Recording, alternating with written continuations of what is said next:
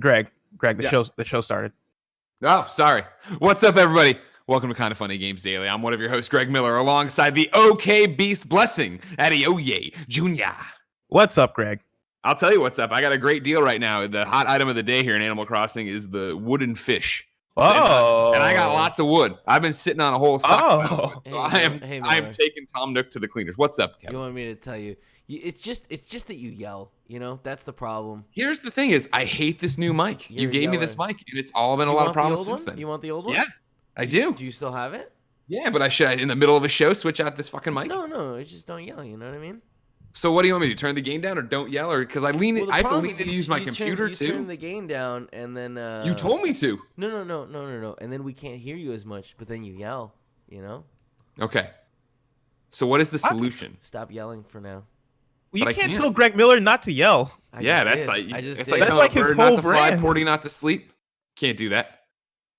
Don't yell. So what is happening there? Am I popping? Is that the pop? Is that the problem? Or is it just now it's peaking. Okay. Yeah. You're not popping. I'm turning the gain down again because this is obviously. How's this game? Is this game good? Oh, I'm always yelling. You say. Well, I mean, give me a little intro right now. What's up, everybody? Welcome to Kind of Funny Games Daily. I'm one of your hosts, Greg Miller. I mean, that was better. It's still crushed just a tiny bit. It's just. Do I sound good, Kevin? You sound great. You sound so good. Goddamn times you tell you sound great. I am watching the stream. Oh, you can see it on the thing. You see these lower thirds? Oh, it's yeah. up. Oh, dude, that's hot. Dude, we can just do this forever. I feel like we don't need to go back to the office. Should I cancel the new studio? Miller, Blessing, we have a lease on a new studio. We have 2 studios under contract right now. All right, we cannot in California. We can cancel after 3 days. We can bring out like a. What's Good Games can move to San Francisco, use the new studio. We discount it to them. We just solved the problem. Boom. Everybody, how you doing? Is everybody happy? It's Friday. The world is always more screwed up than ever. If you're just joining us, we are working from home, as you know, this entire weekend, definitely next week and the week after that. So we're still troubleshooting a whole bunch of problems. Thank you for putting up with the pops, the gains, the wibbles, the wobbles. I don't know what the hell goes on over there, Blessing. I think we've solved the problem where your voice cuts out. I think, yes. Right? But we solved that problem, and then Kevin insisted I use this microphone, and now every show since with this microphone, he's told me something's wrong with me. And I'll tell you right now, there's nothing wrong with the Greg Miller performance you're getting. Literally everyone else has the same mic, and they sound great. You want to use the baby mic? Use the baby mic. I don't care. You know what the problem with everybody else is? They don't fucking bring it. All right, I bring it. You're gonna tell me, baby. Look at me, everybody. I'm Imran Khan. I'm quiet. All right, they don't show up. Imran Khan, Tim Geddes, Nick Scarpino, don't put asses in the seat. Did you just pretend to wear glasses while wearing glasses? Oh, we're having some fun. Happy Friday, everybody. Today we're going to talk about... Oh, no, I didn't do the whole thing. Oh, no, this is the whole thing. Today we're going to talk about the fact that GameStop corporate continues to be fucking ghouls. Overwatch's new hero, Echo, is the last for a while, and so much more, because this is Kind of Funny Games Daily. Each and every weekday on a variety of platforms, we run you through the nerdy video game news you need to know about. If you like that, be part of the show. Patreon.com/kindoffunnygames. You can give us your questions, your comments, your concerns, everything under the video game sun on patreon.com/kindoffunnygames. However, most importantly, you can also get the show there ad-free and with the exclusive post-show we do each and every weekday. If you have no bucks to toss our way, it's no big deal. You can watch live on twitch.tv/kindoffunnygames. If you're watching on twitch.tv/kindoffunnygames, first off, remember, if you have Amazon Prime, you have Twitch Prime. It gives you a free 30-day subscription. I know a lot of people have written in being like, hey, times are tough right now. COVID, my job, all this different stuff. Totally get it why you might not be able to back us on Patreon. Remember, however, if you already have Amazon Prime, you have a free 30-day subscription. So if you're one of the many audio listeners, maybe consider switching your support over there. It's simple. You go to the browser, you log into your Amazon Prime, you put in Twitch Prime, bam, you're in, you're locked there, linked. You can go to Kind of Funny Games and give it there. However, if you're watching live on twitch.tv/kindoffunnygames, you have a special job. Go to kindoffunny.com/you're wrong and tell us what we screw up as we screw it up, so we can set the record straight for everybody watching later on youtube.com/kindoffunnygames, roosterteeth.com, and listening on podcast services around the globe. Housekeeping for you. The Kind of Funny Community Social Distancing Smash Tournament is happening this Saturday. That's tomorrow. Go to twitter.com/kinda NYC and check their pinned tweet for the sign-up link. As a reminder, of course, as we told you all week, yesterday we were supposed to do the core reveal party on Kind of Funny, but of course, working from home, both for us and them, and then San Francisco being on lockdown means we couldn't have done that. We're going to do a big stream with Core when we get back. Of course, Core is a game in which you build multiplayer games, and then you publish them, and then you get to play them instantaneously with the whole Core community. You have homework there too. Right now, maybe you are being social distanced. Maybe you are on lockdown. You can go to coregames.com, get in the alpha, start creating, learn the tools, start playing. And then when we come back and do the big old stream, you can join in, play with us, be a part of the games we're making. Remember, you can also follow them on twitch.tv/corelive to see what they're up to as they continue to do stuff. And on top of all that news, looking forward to next week, Monday, you got another special Gamescast review. It'll be popping in the morning. I don't know what I can say and what I can't say. Another Gamescast review in the morning. It's going to be me reuniting, ladies and gentlemen, with me Irish cream, Danny O'Dwyer. So exciting stuff there. You'll see it then. Thank you to our Patreon producers, Mohammed, a.k.a. Momo, a.k.a. I gave away his codes of Xbox Game Pass Ultimate to a whole bunch of people in DMs, as I said I would. Thank you very much, Momo. Drew, Garnier Fruities, Blackjack, and the Kind of Funny Destiny 2 PC clan. Today, we're brought to you by Hims and Manscaped, but I'll tell you about that later. For now, let's begin the show with what is and forever will be the Roper Report. Time for some news. 4 items on the Roper Report. Baker's dozen. Kevin, am I being better? Because we did the game, I'm trying to stay back. Is it better? I'm so proud of you, Greg. You're doing so much better. I'm trying, buddy. I like the other microphone better.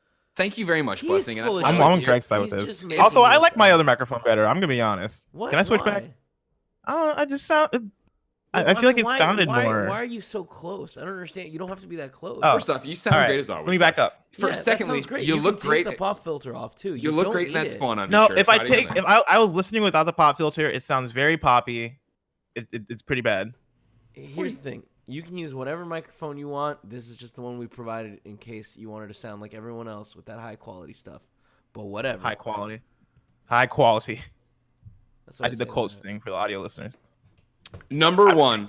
Love you. On the Roper Report. Fuck GameStop corporate. This is Jason over at Kotaku.com.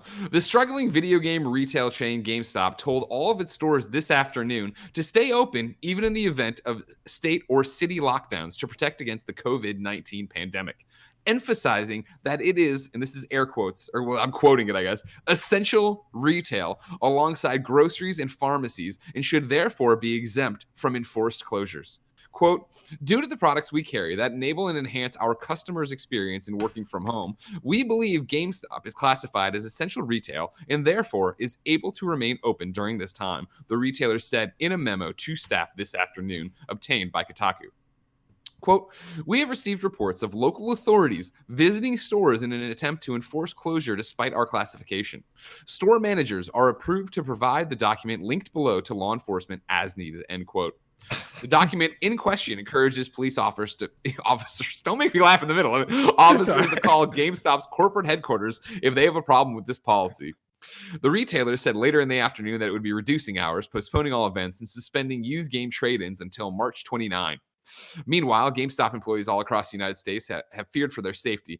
Jason hyperlinks here to the Kotaku report about this that we talked about earlier this week, in the wake of the company's misguided responses to the COVID-19 crisis. Quote, been with the company almost a decade, one told Kotaku this afternoon. This is indefensible. I think it's one employee. I don't know how I must have deleted the word or if there's a typo in the story. Either way, though. I will say this as clearly and concisely as possible. Fuck GameStop corporate. Period. Yeah, that's reprehensible. Like, we talked about this yesterday a bit because we had a write-in from somebody who works at GameSpot or GameStop, and they went into detail about kind of what they're experiencing there. And that was like right before this whole news broke about them talking about them being quote unquote essential, like an essential business. I forget the exact quote, but the essential retail. I come down on the thought that this is a symptom of them being a dying business. I think this 100%. Is them being like, yeah, if we close our stores, like that's gonna be maybe like the last dagger in the heart of GameStop. Exactly. And we've gone back and forth. I know that, like I said, on Widow Wednesday, I talked about this with Gary, right? And what it was there was this, hey, the Kotaku article that they're running out of things mixed with this article or this statement from GameStop corporate being like, oh no, we're taking all these precautionary measures. And I was like, wait, that doesn't line up. Two people wrote into patreon.com/kindoffunnygames, and way more than two did. But these are the two I pulled. First, I'm going to start with Grayling Thibodeau, who says, GameStop is a shit show. That is all.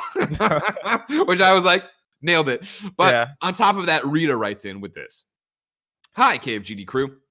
GameStop has continually had negative news broken on them throughout the COVID-19 pandemic. I've seen a lot of aggression towards GameStop as a result. Conversation surrounding these stories usually boils down to, quote, GameStop will probably close down because of all of this. If GameStop closes permanently, a lot of people lose their jobs, and I feel like people are ignoring that consequence. Two of my family members, not GameStop employees, have had hours cut as a result of the coronavirus, and they both needed the hours to continue to live their lives with the same comfort. I would hope that we all understand the difficulty that the pandemic presents. People's health is at risk, but also some people's livelihoods. Kind of Funny has talked on this previously as it pertains to local eateries, game development, and movie releases. However, I haven't heard about this as it relates to whether GameStop should close its doors at this moment and what effects that could have on whether GameStop survives the pandemic.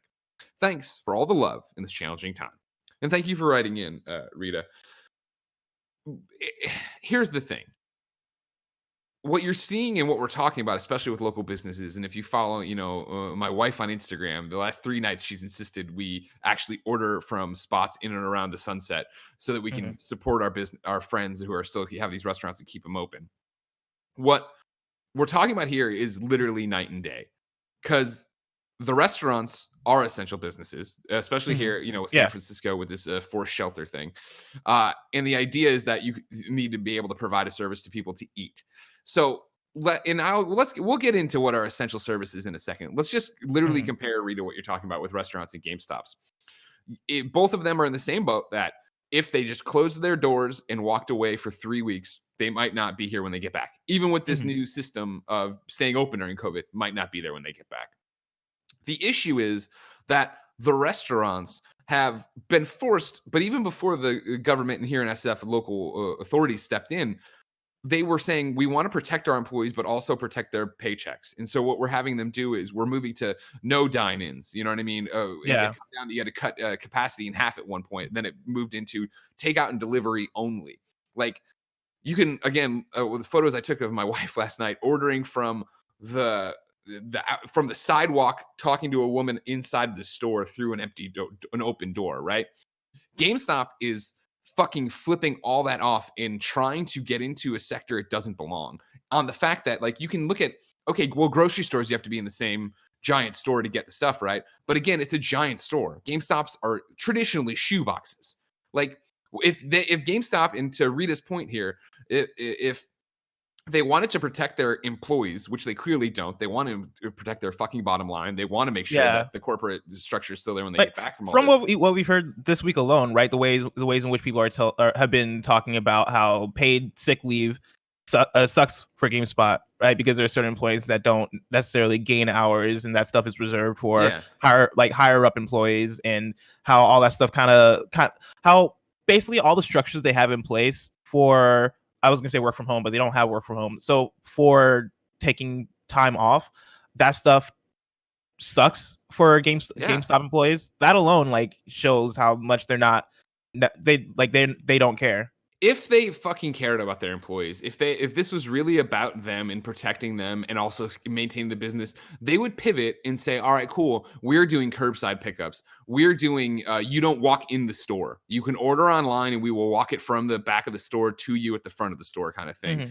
There's like, it's just ridiculous that they're saying stay open. It's fucked up that they're asking, and granted, managers maybe more, but like part-time employees, right? To fucking, when the cops show up and say, this should be closed, to fucking point That's them the to embarrassing thing about the it. corporate number. Like, you're, with all due respect, and I'm painting with a broad brush here, I should actually stop. But I don't think every GameStop employee is like feeling the company pride and behind this decision where they're ready to make a legitimate argument to an officer of the law when they show up. Yeah, I think that is the embarrassing thing about it. It seems like they're as far as them being a business, right? They're kind of in between a rock and a hard place, and they are choosing like the non-human choice to stay open and have employees in the stores and not treat them well. Yeah.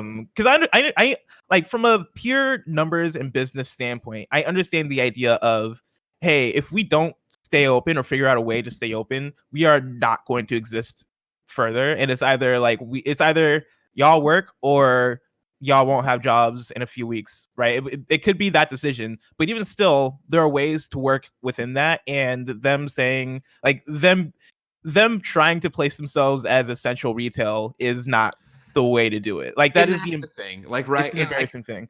and that's what's so fucked up about it. And to Rita's point again, and to everyone who is listening right now who works a register at GameStop, I am not putting you in this bucket. I am not saying fuck you. I'm not saying screw you. I am talking about the people at the top of your pyramid, the top of your company who are making this that is against your personal best interest. And I get it. And I understand, like you're saying, the rock and the hard place they're in of they need to be around, but they're already on the ropes. They already can't do, they've already had so many financial struggles that how do you do this? How do you abide by this rule that is going on right now across the country and still have jobs for people? And I don't have the answer to that, right? And honestly, there might not be an answer. Like, even if you did what I'm talking about, where you changed everything and it was curbside, it was reduced staff, it was all these different things to that's not guarantee you're going to be around. But to willfully ignore and try to fucking red tape your way out of this to stay open, like that's terrible. Yeah. And like within the last few months, we've seen GameStop try to fight for their life. We've seen them do the test stores that Rebecca Valentine wrote about on GameStop.biz. We've seen them bring on people like Reggie onto their board and seek help. It seems GameStop wants to survive, and it seems like they're willing to try and be radical, in some ways to survive. And this might be a naive thing coming from me, but I would love to see the alternate universe where they decided to be the good guy GameStop and go for, hey, what are the ways in which we can get GameStop's name out there in a PR and marketing way that is getting everybody on our side, and what does that look like for us long term? Like, what if we did close all our stores and supported our workers and said, hey, like, we know for people that are working in retail at the lowest level, we understand that we've done a crappy job of giving you guys out like PTO hours. We're going to up that. We're going to allow you guys to stay home, and we're still going to pay you, right? That may take a chunk out of GameStop's pocket, but what does that do for them long term? What does that do for the conversation around GameStop? Does that then make people like and want to go to GameStop more? And it's what you keep going back to, right? Is that it's embarrassing to try to get yourself in this essential retailer thing, right? To try to go through it that way. And to their credit, like, I'm playing fast and loose and talking stuff. I would like to read through here the preventative measures GameStop has listed on their website is what they're doing. All right. So instituting multiple social distancing practice in our stores, up to 10 people in the store, including store associates, following CDC recommended guidelines to adopt an in-store line management practices that creates a 6-foot parameter between the customers and checkout lines, reducing our store hours from 12 to 8 p.m., which will be in place until Sunday, the 29th of March. I bet it's longer than that now. Rolling out delivery at-door service to allow customers to pick up their purchases at the front door of our U.S. store locations. Suspending the video trade-in stuff we talked about. Postponing the gaming events. Disabling all interactive gaming stations. Encouraging customers to leverage our online system instead. So they're already doing some of what I'm talking about, but for real, it needs to be handled. If you want to be in the essential business line, you need to shut it down and do it the exact way the restaurants are doing, which is now nobody comes in. We come to you at the door. You call in what you want. We'll meet you there. You can Apple Pay. You can slide your card. You can do whatever. Let alone the fact, though, that this is not what needs to happen. You are not an essential business. I'm sorry. Like to what you said, I think you hit on something very interesting there, that they've shown that they are trying to change it, right? They brought in Reggie. They closed a bunch of stores. They're doing these different test market stores. Like, the writing has been on the wall, as we've talked at length about on this show for a long time about what's going on with GameStop. Right now, what they need to do is what you're talking about, be radical and think outside the box. And instead of being this corporate fucking Goliath, right? That is faceless in putting out these articles right now. Like we're going to try to fucking red tape our way into being the goddamn grocery store. Put up, be Reggie. I mean, it'd be awesome if you got a face of GameStop people know. If you don't though, so hit up Reggie. You're on your board now. Have him record a video that goes up on GameStop.com and YouTube and everything else, being like, "Hey, we are on the ropes. We're trying. We've been making all these changes. We've been doing all these things. We have, show video from the managers conference. We have X 100,000 employees that are our family and we want to take care of. And clearly, we're gonna have to close the stores during this crisis. We need your help to get out of that. That means pre-ordering games. That means buying gift cards. It's the same thing restaurants and other establishments in general are doing right now that are saying like, hey, we are closing and this could kill us. And that's terrifying for us. And we have to take care of our people. We need your help taking care of them. Like, be a fucking human being. Don't be a fucking ghoul who's looking down at the tiny print, figuring out how they can weasel their way. Don't ask some fucking manager when the cops show up to have them call a goddamn number. Like it was Michael that wrote in yesterday to KFGD, and he wrote in with the long story. And I want to take like one piece of what he wrote yesterday here. That says the higher ups have said on conference calls that they don't intend to close unless forced by government intervention, that we should take advantage of the situation to drive profits, and if someone on staff were to be infected, that they would send everyone home and only close the store long enough to clean it up and bring new employees in. Like that sounds like supervillain talk. Like that sounds like GameStop is like ran by Lex Luthor. Like it's ridiculous, and I don't necessarily want to sit here and bag on GameStop for the next hour, but it's fucking embarrassing. They deserve it. For sure, they deserve it. That's the thing where I would like to think that my reputation would be on the internet that I am even keel about a lot of things, and that usually gets me into the corporate apologist lane. There's no fucking way to apologize for this. You are fucking gross today, GameStop.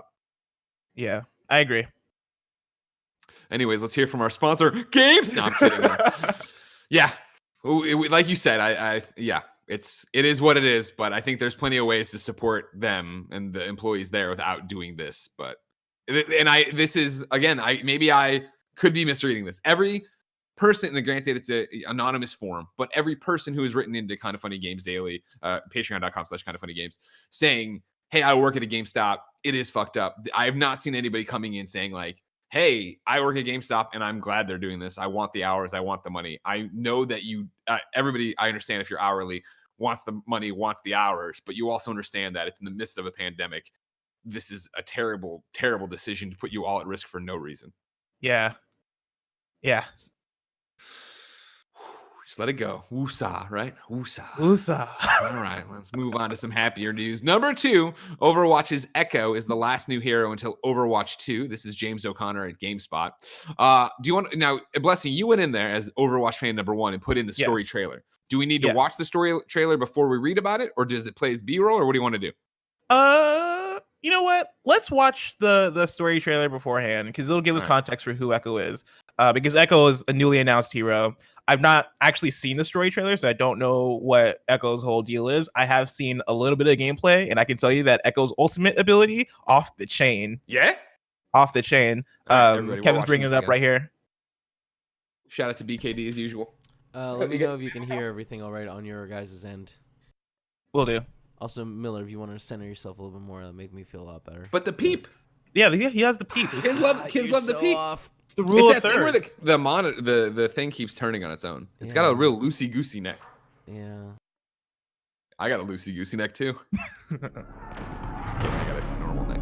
Well, we do not hear it. They reached the lab! Sorry, did you say you can't hear it? We cannot Yeah, we cannot hear it. Okay, I know the solution. Give me 1 second, guys. You take all the time in your world, like I said. Good day Greg, now. How much do you pay attention to Overwatch at all? Like, have you watched any of like the story trailers for like the character introductions and stuff? Yeah, no, I watch that stuff. Yeah, we usually do it on the shows. You'll show me cool ones. Yeah, because they're usually pretty awesome. Like I'm usually pretty fascinated by what goes on in them. So yeah, we can hear it now, Kevin. Great. We hear it now, Kev. Is it loud? It's loud enough.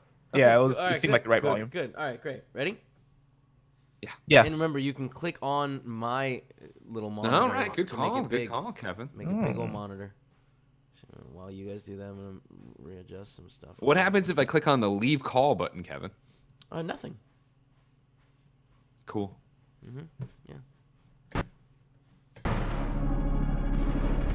They've reached the labs! Echo origin story. Oh, you're reading it for the people who call. Yeah. You know, Blessing, take it away. So, I got you. this is it. Some voiceover from Did we don't did know. I make the world a better place? Today, we welcome Dr. Liao to Omnica Corporation. Oh, shit, like, Yeah.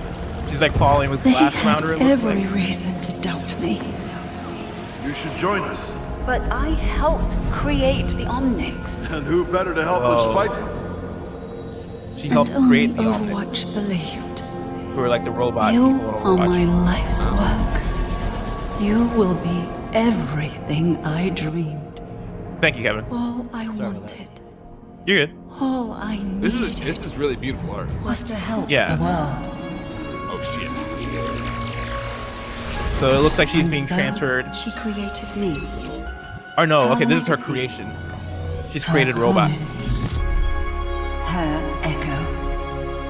Ah, Looks like we gotta pause. Got to freeze, Kevin. What? That's fine. We only had 10 seconds left. It froze. That was less.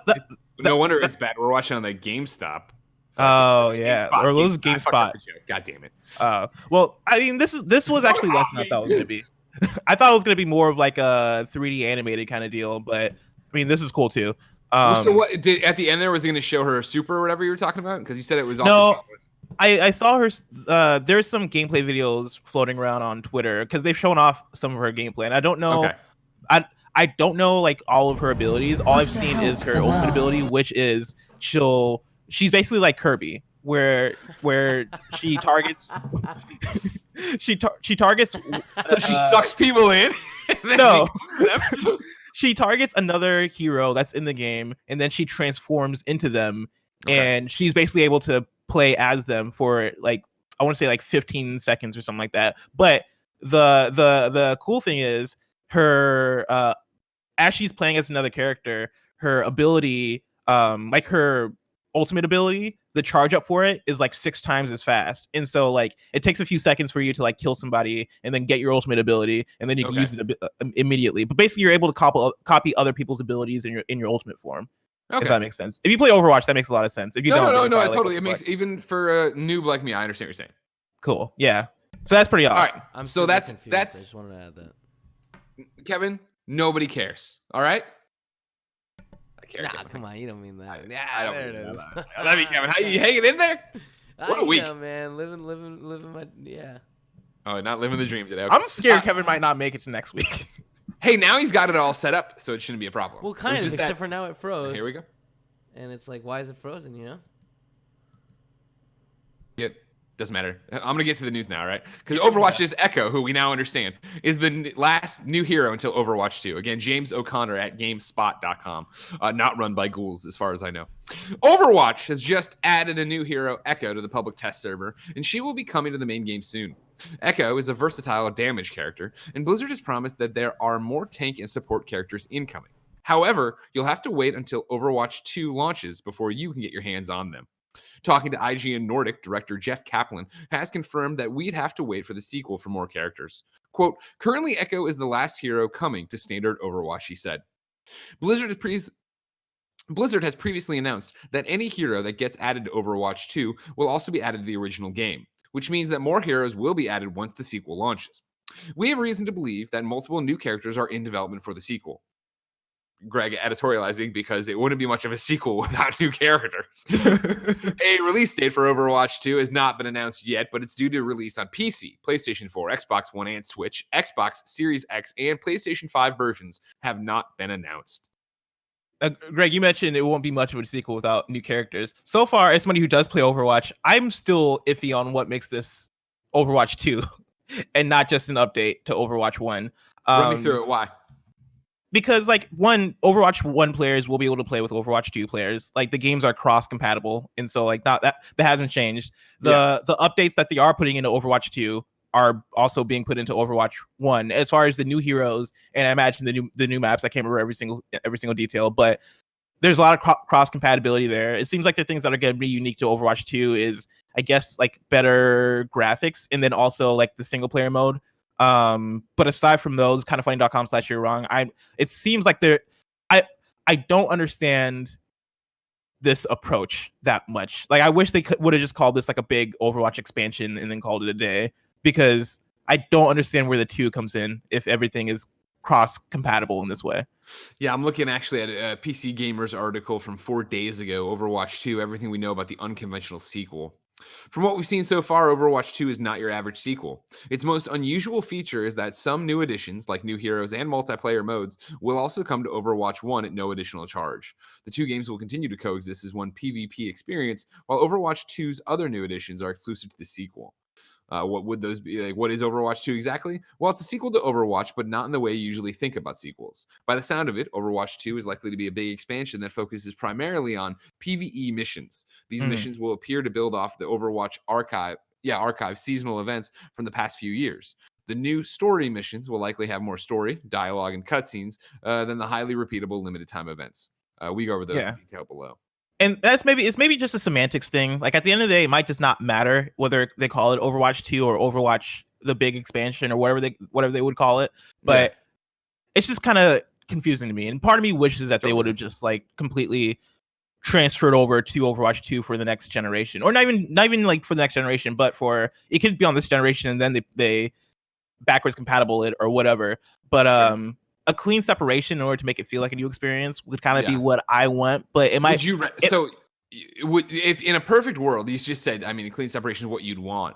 Yeah. Would you rather have it be Fortnite, where it just continuously gets updated and changes and whatever, and changes forms, limited time modes, yada yada yada, or would you rather it be like a Destiny 1, Destiny 2? I would rather it be a Destiny 1, Destiny 2 situation. Like in a perfect world for me, and this is like with the asterisk of maybe Blizzard is onto something that I just don't know. And maybe this is a genius idea and I don't realize it. But what I would have expected for it to be would be Overwatch 1, make that this generation's game. And then as we're transitioning to the new generation for Xbox Series X and PS5, put Overwatch 2 out there and make it a new clean start. And have it be a thing where the lifespan of it is longer than Destiny 1. Like, and make it last like a good... I can't remember how long Destiny 1 lasts for, but make it last like maybe 5-6 years. Like make it that kind of like longevity where it does feel like it feels like it has a whole lifespan to it. Like it feels like it is a games as a service kind of game, but have points where you are like, all right, cool, we're cutting off here. Boom, we're still going to support Overwatch 1 for a few years, but Overwatch 2 is now where it's at. Like that's kind of what I would have preferred. But once again, like Overwatch 2 could come out and I immediately get it. Like I immediately understand what they're going for. I don't think that's going to stop you, right? Like I mean, I'm gonna get it, but like as far as like understand their vision for it and understand what they're going for. Sure, I understand what you're saying there. Okay. Number 3 on the Roper report. It looks like Call of Duty Modern Warfare 2 is all but confirmed. This is Joe Skrebbels, a made-up name at IGN.com. Call of Duty Modern Warfare 2's campaign Remastered has been rated in South Korea, but all but confirming a release for the unannounced game. Twitter user Nibel posted a link to the South Korean ratings board website, which says the rating has been awarded late last month. No platforms were listed with the rating. To be clear, this would be a straight remaster of the single-player portion of 2009's Modern Warfare 2, not a follow-up to last year's Call of Duty Modern Warfare. Names are confusing these days. The listing seems to point to the game being released as a standalone rather than a pack-in with a brand new Call of Duty game, unlike the first Modern Warfare remaster, which was initially included in the Legacy Edition of Call of Duty Infinite Warfare. There is like there's some Call of Duty saturation of the market going on a little bit, because like I mean it's always been a thing, but over the last couple years, right, we've gotten, and this is the thing I harped on yesterday, but we've gotten Black Ops we got Black Ops 4 in 2018. Last year we got Modern Warfare. This spring we got Warzone, and then it seems we could be getting another Call of Duty, and then another Call of Duty in the fall, and there's rumored there's another Call of Duty next spring. Like, it seems like and I don't know what their strategy is here. Maybe it is just that they're seeing the return on it, and they just want to keep cranking them out until they stop seeing the return, which maybe they'll never stop seeing the return at this point. Yeah. But I mean, that's exciting for people who love Modern Warfare 2. Like, go get it. And there's a lot of people who do, yeah. So I mean, it makes sense, a simple remaster, right? Just get it out there, have it done. But yeah, you're right that there are so many Call of Duties right now. There are so many different Call of Duties going, and it's interesting that for my entire career, we've been saying, all right, cool, but when will Call of Duty drop off? When will it not be annualized? And now it's multiple Call of Duties a year. It's crazy. Yeah. But God bless them if that's what you enjoy. And then finally, number 4 for you, Bless, new GDC dates. I'm sure there's no chance these will be ruined by a global pandemic.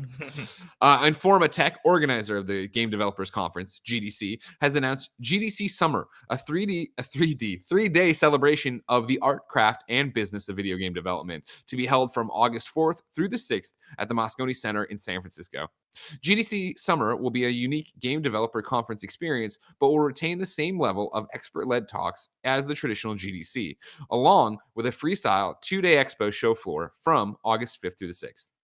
GDC Summer will give the game development community a chance to come together in a way that hasn't currently been possible due to COVID-19.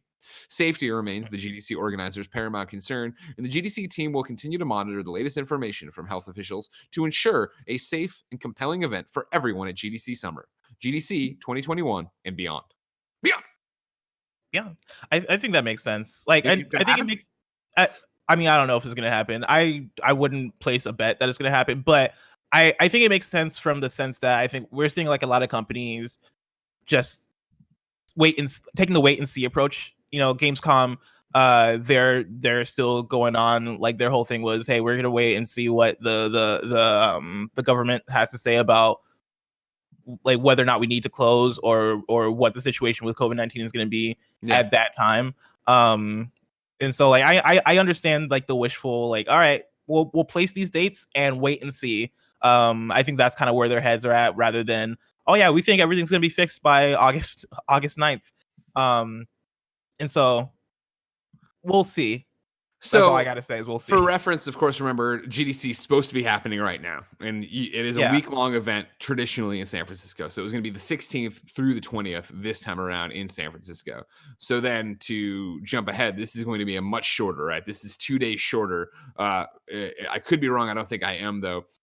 For traditional GDC, that show floor is open all week long. Now it's only open 2 days. So you have 3 days of talks, 2 days of the actual show floor being going. It will be fascinating to see how this one goes, because GDC obviously is such a huge time for networking and developers to come together and share ideas and learn new tricks and learn new things. This year fucks all of that up, obviously, on missing the date, but putting it now behind where E3 would be, granted, E3 is not happening, so you're also losing out on networking there, seems like a good idea. But the problem is, August, you are now on basically the eve of the new consoles. You are in what I would consider to be the real ramp up to crunch as you try to gold master your game that should be coming out for the new consoles for the holiday period. And then that's me thinking and talking as what the industry I've known for the past 13 years is. Not where we are right now, where, I talked about on, I think, my last Kind of Funny Games Daily, Minecraft Dungeons firing the first flare of just like, hey, we're moving to work from home and we think we'll still be able to hit our April release date, but we're not sure. And it's like, they are far from the last person to announce that. You're going to hear that for a lot of the games you're looking forward to. And so if let's just say it's only 3 weeks of working from home right now, which I somehow doubt, for especially as you move it around, everybody else is on different schedules. That pushes everything later and later and later, and everything starts. It's just such a domino that I don't know if you're going to get to August and hopefully, knock on table, like, we're going to get to August and this is all done and we've got a vaccine or whatever. COVID is just not that big of a deal right now. But also you get to August and you hope, but I don't think these people are going to be out of the hole they've now dug in their production schedules. Yeah, and I wonder how that then affects the other things going on around that time, because Gamescom is also in August. PAX West is also like end of August, Yeah, beginning of it's that September. Memorial Day weekend, right? Yeah, there's so Or- much. What I was Yeah, confused Memorial this Day one- and then the other one. Labor Day. Labor Day. Yeah, it's one of those. Whichever one happens the first week of September. But then also you have like Evo, which I know is like way different in terms of like the audience and what goes on. But there's so many gaming events that happen or that seem to be scheduled now for August, and I wonder how they affect each other, because I imagine there's some crossover between GDC and Gamescom. GDC and PAX West for sure has some crossover in terms of smaller developers like attending both and when to show off their games at both. Like, I wonder how that then comes into play, because you can't really travel to everything, especially when everything's that close together. And so I wonder if we see like more people maybe not go to PAX or not go to GDC, or what. Like, I wonder how that workflow goes for developers. Yeah. And again, it's trying to wrap our heads around what the traditional workflow is. Because I think even in this brave new world we're in right now, of people working from home trying to finish their games, and for larger teams work with 200 people and figure it all out, then bringing that back in office eventually and trying to figure out where you're at and get back in the rhythm. And it's crazy. Yeah. So, if GDC ends up not happening in August, do you think that's just it? Like, do you think year? Like for the year and maybe like ever? The problem with the is GDC dead for everything is that, like we talked about this in the show when GDC originally got canceled, is that somebody hit me up, I forget on what channel, if it wasn't like a text, it wasn't like somebody I knew. It was either a tweet or a thing talking about like Informatech makes so much money off GDC that if GDC didn't happen, there's this concern that they would be so in the red they would never be able to come back. Mm-hmm. And that's completely unfounded. I've heard no one else report on that or talk about that, so I don't know what to believe on that. I don't know the ins and outs of the organization Informatech, right, organizer of GDC, well enough to be able to make a call on that. I would think that no, I don't think this would kill GDC. I hope it wouldn't kill GDC, but I don't know the margins they're running at. Yeah, I think if it did, if in the way that if E3 dies, if E3 and the ESA don't come back from this 2020 miss, right? I think then, yes, E3's dead. Everybody, if anything, publishers and people like us are come together and like, oh, you know what? Well, we're still going to pick that week to be announcement week, and we put up our own directs and we do these things. And somebody there would be like, well, I'll do a live event and like, invite people to a parking lot or whatever. It'd be like Devolver. I think that would still happen. If GDC as we know it imploded and they're like, we can't come back from this, I definitely think you would see, cool, we're doing our own GDC, not in San Francisco, somewhere way cheaper. And it would be that thing that starts as super indie, super small. We're taking over Marriott Ballroom, right? Like outside O'Hare. Come out, hang out, get it. We have a block of rooms. Let's all learn. Let's all do it. And then I think you'd see that grow year over year, even though I think also there'd be a bunch of online stuff focused as well. That makes sense. But here's the thing, Wes. GDC Summer, a 3D celebration of art, craft, and the business of game development, is in August. That's so far away. It's so if far I away. wanted something more immediate, say what came to the mom and grop shops, where would I go? The official list of upcoming software across each and every platform, as listed by the Kind of Funny Games Daily Show host each and every weekday. Yeah, big cave dog. Out today, Doom 64 on PlayStation 4, Whoa. Xbox One, Switch, and PC. Doom Eternal on PS4, Xbox One, and PC. Bless, you have a review up, obviously. Kind of Funny Gamescast review of Doom Eternal. Nutshell takeaway? It's great. It's amazing. Like it's an Okay. awesome game. Like, go play Doom Eternal. Also, I have also played a little bit of Doom 64. Oh, how's that? I just realized that the embargo is also up. So it's Doom 64. Like it's up-res, which is nice. Yeah. It's pretty cool. Like if you're a big Doom guy, or if you liked Doom 64, or if you just want to try it out, because I think there's some deluxe edition of Doom that'll get you Doom 64. Definitely like jump into it and see what it's about, because like not that it's like aged fantastically or anything, but it was definitely playable in a way where I got to like level 3 and I was like, huh, that was a fun way to pass my time. So, Okay, good. Yeah. Then it's Mist Hunter on Switch, Pooplers on Switch, Lust for Darkness Dawn Edition on Switch, Diabolic on Switch, Quell Memento on Switch, Party Arena Board Game Battler on PC, Solar Warden on PC, Topang on PC, Night Road on PC, Return to Sender on PC, Dark Story Online on PC, Out of the Park Baseball 21 on PC, Plastris on PC, Slayers for Hire on PC, and then my favorite title of the day, Chick Duck and Cat Duck on PC. And then, of course, ladies and gentlemen, March 20th, Animal Crossing New Horizons on Switch. I have a review up with the one and only Joey Noel, youtube.com/kindoffunnygames, the Gamescast podcast feed all around. We adore Animal Crossing New Horizons. If you're interested at all, I think you would. I've been debating on whether or not I should jump into Animal Crossing New Horizons. Now, see, I'm not decided yet. I want you to, because you were, when we talked about it early on, you were very much like, nah, it's not my jam. Mm-hmm. I want to know, why do you think you might? Was it just the peer pressure? Because there's a thread over on the subreddit today of a guy who was like, I gave it to Joey and Greg's. First off, he starts, I didn't listen to myself. I should have listened to Tim. And their hype got me into it. And 4 hours in, it's just not my kind of game. Mm-hmm. What about this? What about this is getting you? Well, I don't know if it's my type of game or not. Is my thing. I think Tim is like the one who's like more so like it's not my jam. Yeah. For me, I'm like, I traditionally, when I think of games like this, games that are, and the only comparisons I have in my mind are games like Stardew Valley or Graveyard Keeper, or games where it's like you're managing resources and that's about it. Traditionally, those haven't been my jam, but with Animal Crossing, one, it is the hype. Two, it is the reviews being amazing, and then also it being a Nintendo game, and usually like Nintendo games I can kind of get behind and kind of enjoy. And I like Animal Crossing is still somewhat of an unknown quantity to me. Like I know what Animal Crossing is, but I just haven't played it, so I don't know what like the gameplay loop is like, or how they ramp things up, or how they really like. I don't know what the hooks are. Like I don't know what the thing is that's gonna make me go like, oh, I need to turn this thing back on. And I kind of I'm so curious, and I kind of want to know. And so that's my thing. You got to take the. I mean, like, it's the idea of like, for me, it's what I talk about in the nutshell my review, because it's long with me and Joey rambling about Animal Crossing, right? Like, what keeps me coming back is, and what they've done so well here is how I described it was, it's like I'm starting in Back to the Future 3.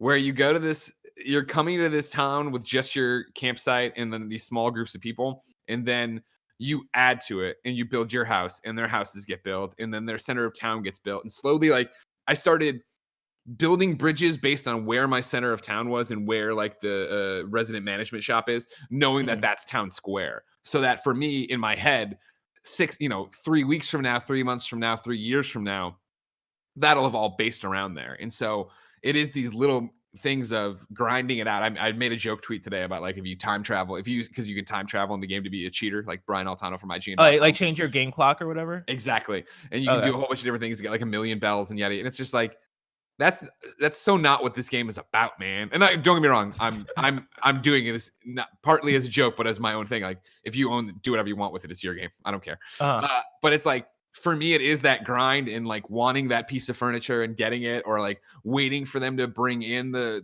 wallpaper you want and getting it, and like building a very specific, like, this is my world kind of thing. But it's also like so fucking chill and relax.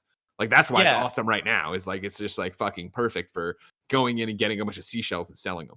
And that's my thing too, is it also strikes me as like the chill beats the study to the game. Like I could be down for that type of experience also. And like I've like listened to Animal Crossing soundtracks, and the soundtracks always seem dope. Oh yeah, totally. So even just for that, like I could be into it. Andrew Yenny writes in to patreon.com/kindoffunnygames, just like you can, to be part of the show, and says, "Good morning, quarantine crew. Happy Animal Crossing Day. With everyone and their mother downloading Animal Crossing in the past 24 hours, what records do you think it may break on Switch? Quickest selling game? Most copies sold?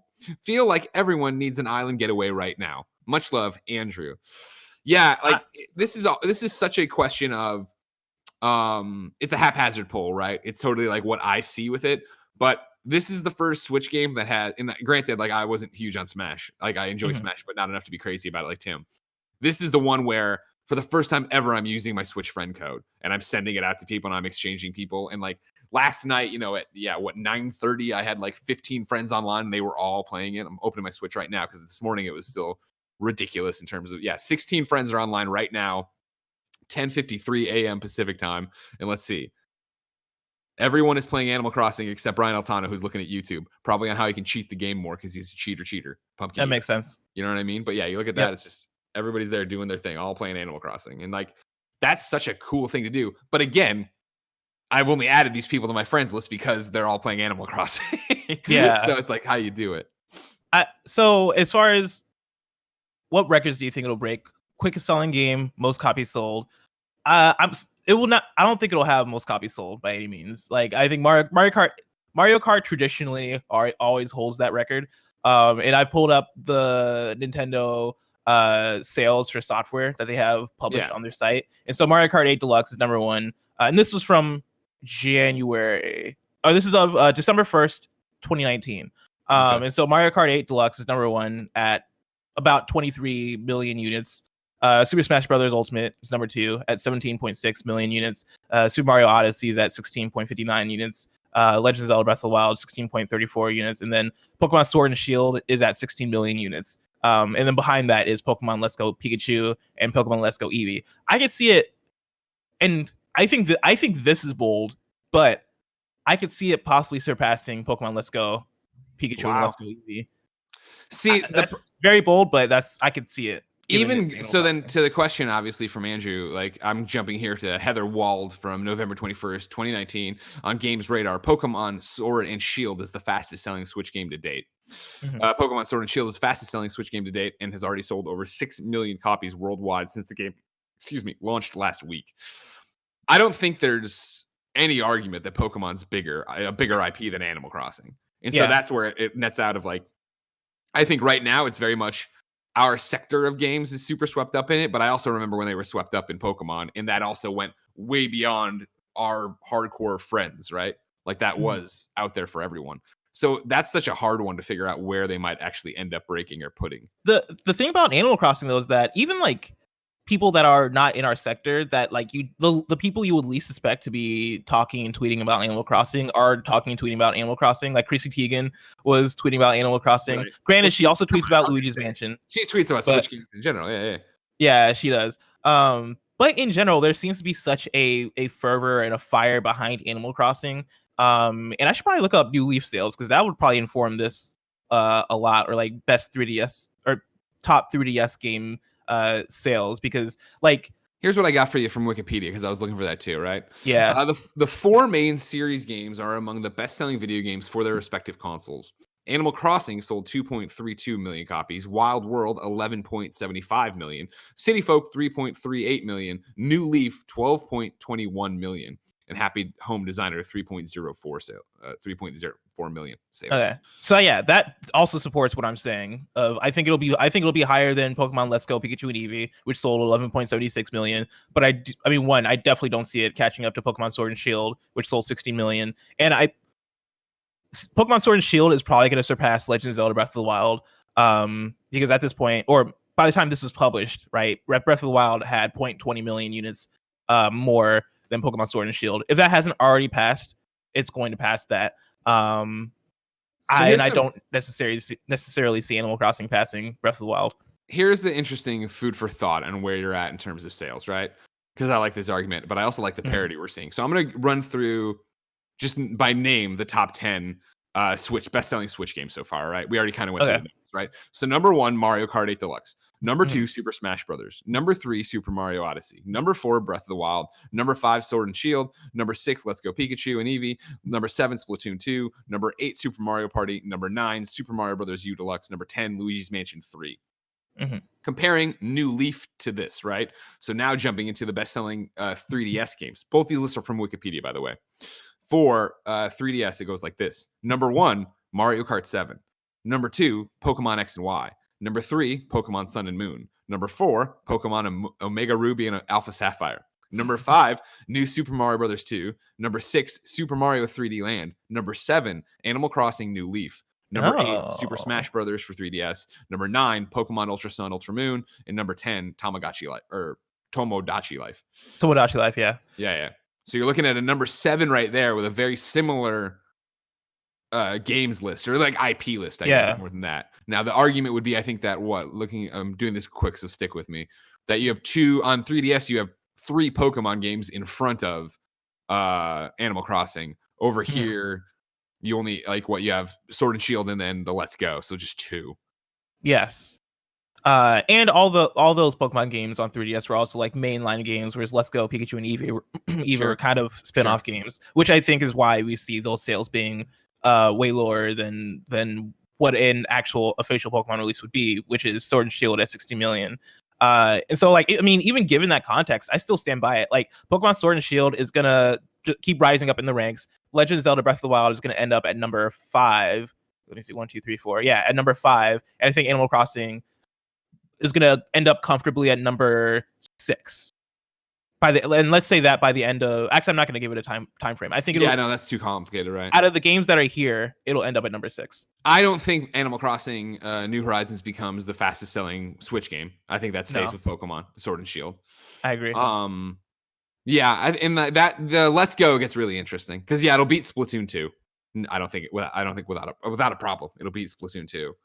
Yeah, and then Let's Go, like you're saying, isn't a main entry. And when you look at like that cluster, right? Sure, Mario Kart's above and beyond everybody with about, I'm just going to round up, obviously, 23 million. And then for 2, 3, 4, 5, right, you're looking at just in that 17 to 16 million. Like, there's really not much of a difference there for those games. Yeah. And like, for even more context, at 12. Pokemon Let's Go, Pikachu, and Eevee also came out in late 2018. Yeah. And so these numbers have had time to accumulate versus Pokemon Sword and Shield's numbers, which came out this last fall. Like, I think Pokemon Let's Go, Pikachu, and Eevee is going to sit at that number, like not at that number, but in kind of like this position for a while, where I could see Animal Crossing accumulating and rising above it pretty quickly. Or it's pretty easily, not quickly. It's just it's nice to hear you say you're contemplating it, and like obviously I'm an Animal Crossing fanboy and have been since GameCube. But it's this idea that Animal Crossing is such a I like it or I don't like it. I get it or I don't get it. Like, I was shocked when I went around the office and I'm like, all right, who all wants Animal Crossing? And it was just me and Joey. And I was like, really? All right, cool. Like, I didn't see that, but I do think that's how it is, where a lot of our friends like it, so it makes it seem big, and it's going to be big. I'm not at all taking. I think you're right that I think comfortably right now it's going to get in front of Let's Go. I think it'll be fine there. I'm interested. Yeah. I'm fascinated. I'm stoked people are into it. Like, I'm really happy to see people. Yeah, I'm glad to see. I was shocked actually by the reviews, like that they're so high. Not that I was expecting it to be bad or anything like that, but I never thought of Animal Crossing as a game that could like get consistent 9s across the board. Like, that's pretty awesome. I have 2 pieces of breaking news for you, Blessing Adeoye Jr. You ready? Yeah, I'm ready. Number 1, Jason Schreier at Kotaku posts, GameStop shuts down stores in California. GameStop is shutting down its stores in California, Kotaku has learned. This news comes one day after the struggling retailer told all of its U.S. employees to ignore state lockdown measures in the wake of the COVID-19 pandemic, insisting that it was an essential retail business.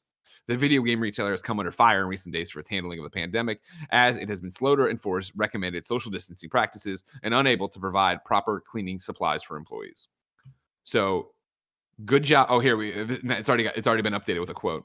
Quote, "We are closing down our stores in California," the company said in a note to stores. "The closure will remain in effect until further notice as we obtain more information from the California governor's office." Good. Yeah, good. And it's going to continue to, as other states move to these policies, it's going to continue to go out that way as well. Yeah, and so you love to see it. And I'd like to think it was our impassioned speech at the beginning. Yeah, no, I think it was definitely us that did it. 100%. And then breaking news here. This is a simple one. I'm reading from Sheriff Saeed at Video Game 24 or VG 24/7. Your Rainbow Six Siege PS4, Xbox One discs will work on PS5 and Xbox Series X. Rainbow Six Siege is the first game to confirm disc forward compatibility on PS5 and Xbox Series X. And then they're the first to pledge it before too. They've previously confirmed. Yeah, so it goes down like that. Just a piece of breaking news. Wow, that's really cool. Yeah, I'm glad to see in this world of not sure, is this happening, is it not happening thing, that we get it done. Yeah, that was definitely one of those things where I was kind of up in the air when we talked about backwards compatibility. Like I always assumed that digital games would work, but with Xbox on the Xbox side, I assumed that discs would probably work, but on the PlayStation side, I was trepidatious about PS4 discs working on PS5, and so to get some confirmation is awesome. Blessing, while we're here, why don't we take a second and talk to our sponsors? Remember, ladies and gentlemen, you can write into patreon.com/kindoffunnygames where you can get the show ad-free. And speaking of ads, Greg Way, this episode of Kind of Funny Games Daily is brought to you by Hims. You know Hims. 4hims.com has been a supporter of Kind of Funny for a long time, and Andy and Nick have been using it for a long time to better their hairlines. Nick was just talking about the other day that he really uses it and has really seen a difference and continues to steal Andy's gummies. However, you could be like them. Why not be like them? It'd be great. 66% of men start to lose their hair by age 35. And once you notice thinning hair, it can be too late. The best way to prevent losing more is to do something now. 4hims.com is a one-stop shop for hair loss, skincare, sexual wellness, and more for men. It's time to write a new chapter, one in which you have hair. Thanks to science, baldness can be optional. Hims is helping guys be the best version of themselves with licensed physicians and FDA-approved products to help treat hair loss. These are prescription solutions backed by science. Hims was created by a guy who knows some men's health conversations are easier online than in person. No more awkward in-person doctor visits or long pharmacy lines. 4Hims connects you with real doctors online, which can save you hours completely confidentially and discreetly. You answer a few quick questions, a doctor reviews, and if they determine it's right for you, they can prescribe you medication to treat hair loss that is shipped directly to your door. Right now, my listeners can get started with their first month free. Go to 4hims.com/gamesdaily. That's 4him.com/gamesdaily. Prescription requires an online consultation with a physician who will determine if a prescription is appropriate. The offer is valid only if prescribed. 3-month minimum subscription. Additional restrictions apply. See the website for full details and important safety information. Remember, that's 4hims.com/gamesdaily. Up next, support for Kind of Funny Games Daily is brought to you by MANSCAPED, who is the best in the below-the-belt grooming. St. Patty's Day just passed, but you can still invest in the proper tools to get lucky. You and your partner will get lucky, all right. Their Lawnmower 3.0 will showcase your pot of gold like no other. Of course, you know this. Tim, myself, Blessing, we're all shaving our balls with Manscaped stuff. Ain't that right, Bless? That's right. And you like it? I love it. Smooth as eggs, Greg. You're not getting cut. Nothing's happening down there. It's great. No, it's awesome. Manscaped has redesigned the electric trimmer. The Manscaped engineering team spent 18 months perfecting the greatest ball hair trimmer ever created and just released the new and improved Lawnmower 3.0. Their third-generation trimmer features a cutting-edge ceramic blade to prevent manscaping accidents. Millions of balls are about to be nick-free thanks to Manscaped advanced skin-safe technology. When I tell you this is premium, I mean premium. The battery will last up to 90 minutes, so you can take a longer shave. Plus, one of the coolest features is the LED light that illuminates the grooming area for a closer and more precise trim. Let's not forget about the charging stand. Show your mower off loud and proud because this intelligently designed stand is rapid charging dock powered by USB. It's always nice to surprise it's always a nice surprise for you and your partner when they actually get to see your tree stand taller when you trim back the hedges. Trim that junk of yours and get lucky this St. Patty's Day week. Get 20% off and free shipping with the code GAMES20 at manscaped.com. Your balls will thank you. Get 20% off and free shipping with the code GAMES20 at manscaped.com. That's 20% off with free shipping at manscaped.com. Use the code GAMES20. Cheers to manscaping your lucky charms. Blessing. Yes. I got a deal of the day for you, all right? Oh, I want to hear it. It is Sea of Thieves' 2nd anniversary this weekend. They're giving away a bunch of freebies and in-game challenges. If you boot it up, go support our friends over at Rare. That's it. That was the deal of the day for you.